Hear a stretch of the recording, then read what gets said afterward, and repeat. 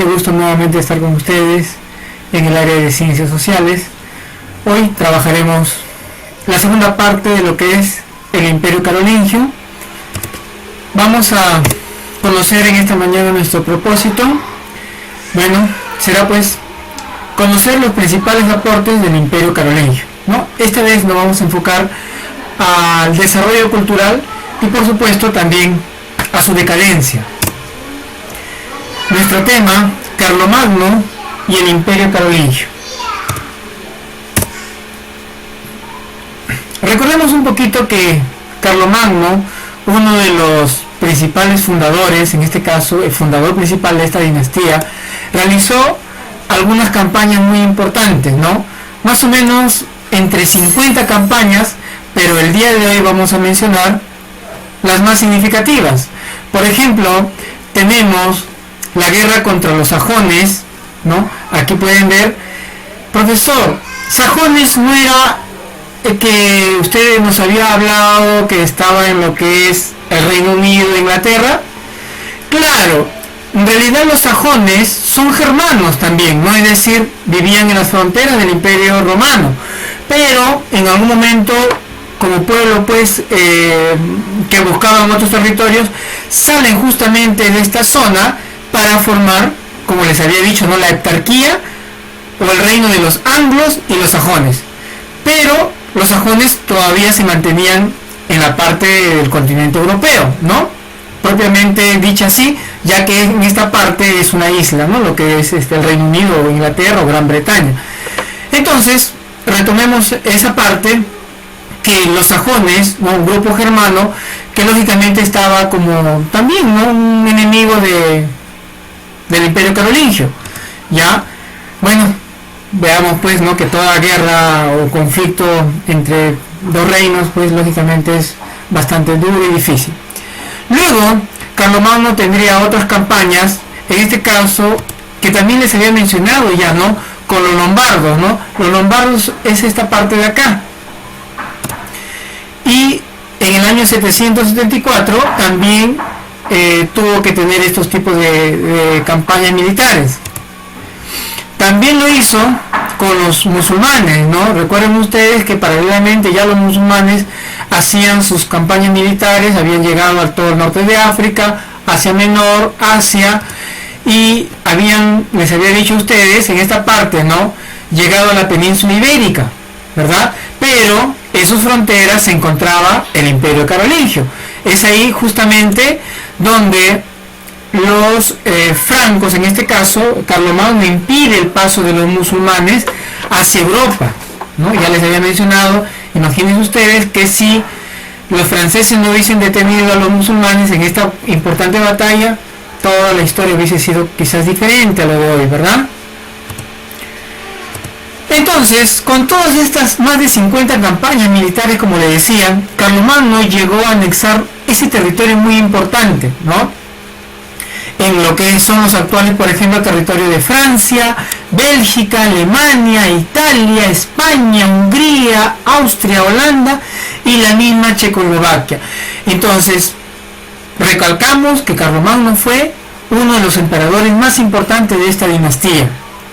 Es por eso que, en retribución a esas campañas, en beneficio también a la Iglesia Católica, el monarca León III lo coronó, ¿no?, en una Navidad del año 800 en Roma, y lo proclama, ¿no?, como un emperador, mejor dicho así, político, religioso, y tan importante como el mismo Papa, ¿verdad?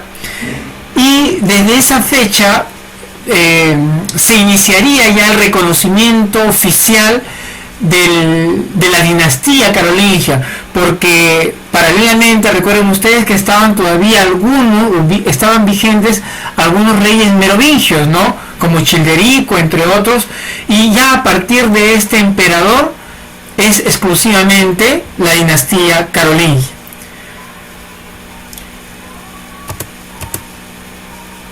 Vayamos a ver un poquito acerca de las obras ya de Carlomagno, ¿no? Bueno, ahí ya tienen entonces el imperio formado, luego de tantas campañas militares que tuvo, y va a formar dos capitales, ¿Por qué dos capitales? Recuerden ustedes que en esta parte de acá, ven, acá dice el territorio del Papa.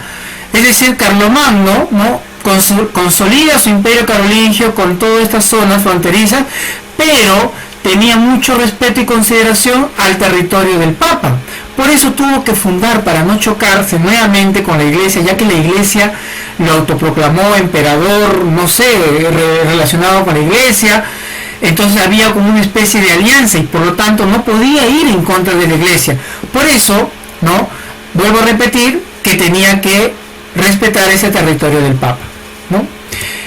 Entonces, acá formaría lo que es su capital administrativa, ¿no?, la ciudad de Aquisgrán, ¿sí? Entonces, en Aquisgrán, Carlomagno pasaba pues gran parte de su tiempo juntamente con sus séquitos de gobierno, de familia. Pero también, ¿no?, para no ir en contra de la Iglesia, fundó una capital, en este caso religiosa, lógicamente, hasta el día de hoy, ¿no?, que es la ciudad de Roma, ¿ya? Entonces, dos ciudades muy importantes, administrativa, que es Aquisgrán, o la ciudad, ¿no?, del Imperio Carolingio, administrativa, política también podríamos decirle, y el aspecto religioso con lo que es Roma. ¿Cómo empieza a reorganizar ese inmenso territorio que ustedes acaban de ver? Lo va a dividir en tres grupos. Los famosos condados, donde lógicamente ahí viene el nombre, va a ser administrada por un conde, ¿verdad? Este conde pues cobraba los impuestos, dirigía las tropas, ¿sí? Los condados eran como una especie, a ver, acá si lo tenemos como una especie de distritos, ¿no? Algo pequeño, donde la gente tenía que cumplir ciertas obligaciones o ciertos deberes con su propio imperio. Luego tenemos ya las marcas. ¿Qué son las marcas? Lógicamente, gobernada, o en este caso dirigida por un marqués, ¿ya? Las marcas, chicos, son los límites fronterizos del imperio, ¿ya? Por ejemplo, acá tenemos la marca hispana, ¿sí? Acá tenemos la marca oriental, ¿no?, que lógicamente había que cuidar el imperio de los eslavos, ¿no? Los eslavos es lo que hoy es Rusia actual, es decir, otro tipo de pueblos germanos que tenían pues su propio estilo de gobierno, es decir, cada quien, acá todavía habían pequeños reinos, ¿verdad? Y ni hablar, ¿no? Había que cuidarse de los principales enemigos que vendrían a ser también los musulmanes, ¿no? Bueno, entonces, en esta zona, acá también tenemos una marca, una especie de fronteras limítrofes, ¿no?, del imperio con otras ciudades muy importantes u otros reinos, ¿sí? A cargo, en todo caso, de un de un marqués, disculpe, de un marqués. Luego tenemos los ducados. Los ducados van a ser como lo que hoy ustedes pónganse a pensar, a ver, quizás los departamentos, ya es decir, una ciudad más grande, o provincias en este caso también, ¿no? A cargo, por supuesto, de un duque, ¿no? Este duque tenía que, pues, para controlar territorios tan grandes, tenía pues que tener como una especie de un pequeño ejército, ¿no? Aquí, por ejemplo, ustedes pueden ver que el imperio carolingio estaba formado por algunos ducados, ¿verdad? Como una especie de departamentos o provincias como lo que hoy conocemos a nuestro Perú, ¿sí? Entonces, administrativamente tuvo que reorganizar, ¿no?, este gran imperio carolingio, repito, en condados, administrada o gobernada por un conde, o dirigida en este caso por un conde, los marcas por un marqués, los ducados por un duque. Pero había un personaje muy importante. ¿Quiénes le controlaban estos tres que habíamos mencionado? Los famosos misioneros o los missi dominici, ¿verdad? ¿Quiénes eran los missi dominici? Eran los enviados del Señor. Es decir, recuerden ustedes que el imperio carolingio no se desligaba de lo que es la religión cristiana. Entonces, Carlomagno, muy astuto, buscó esa alianza con la iglesia e inclusive les nombró a algunos de sus obispos o de siervos del Señor para que ellos controlaran a su propia gente, que vendría a ser el conde, el duque o el marqués, ¿verdad? Entonces había una especie de jerarquía. Lógicamente acá el que mandaba más era el missi dominici, ¿no?, que tenía mucho poder que los tres anteriores mencionados. ¿Qué hacían ellos? Ahí está. Recorrían el imperio 4 veces al año para informar al emperador sobre el trabajo que estaban haciendo los que mencionamos anteriormente, ¿no? Los condes, los duques o los marqueses, ¿verdad? Entonces, Nisi Dominici cumplió un rol muy importante dentro del imperio carolingio. Carlomagno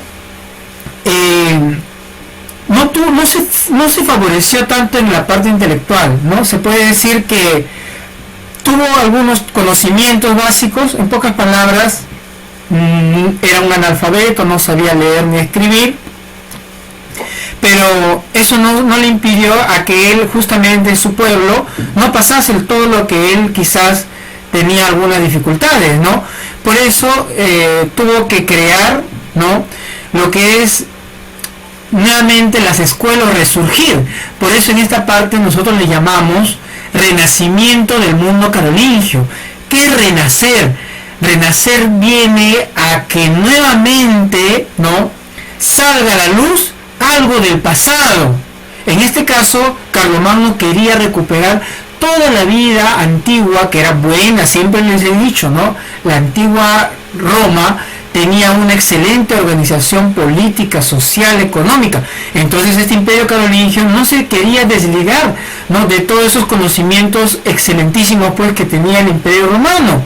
Por eso va a fundar o va a crear escuelas, ¿no?, dentro de la ciudad de Aquisgrán, ¿verdad? Por ejemplo, podemos ver, ¿no?, que eran grandes terrenos donde se daban, por ejemplo, las enseñanzas o las escuelas en el ámbito artístico, se enfocaban al estudio de la literatura, también estudiaban lo que son las leyes y, por supuesto, no dejaban de lado lo que era lo eclesiástico, ¿no?, las buenas relaciones que tenían con la iglesia. Y lógicamente el latín era el idioma oficial que se debía de mantener en las enseñanzas de las escuelas palatinas. Pero lo glorioso también tiene su fin. El imperio de Carlomagno también va a tener su decadencia y justamente se va a empezar a debilitar por las grandes oleadas de los invasores, ¿no? A pesar que ellos tenían buena su organización militar, tenían sus resguardos de las fronteras, llegan de todas maneras a invadir, en este caso, ¿no?, por otros lados. Si se dan cuenta, por ejemplo, los sarracenos. Bueno, los sarracenos son los musulmanes, ¿no? Se dan cuenta que llegan inclusive a la zona, pues, del pontificado, ¿no? Los normandos, ¿no?, también, que van a ser de esta parte de acá, ¿no? Es decir, la zona del norte de Europa, ¿no? También ahí encontramos, por ejemplo, a los vikingos, ¿no? Esos vikingos que se volvieron, pues, vikingos, piratas, ¿no? Todo ese tipo de población, ¿no?, que buscaba nuevas tierras, riquezas, llegan a invadir al imperio carolingio, ¿no? Los magiares, que vendrían a estar en la parte centro de Europa, que vendría a ser también otros pueblos que no veían con buenos ojos al imperio carolingio. Eso vendría a ser una de las causas que el imperio se iba poco a poco a debilitando, ¿no?, las invasiones o las oleadas de invasiones por sus enemigos.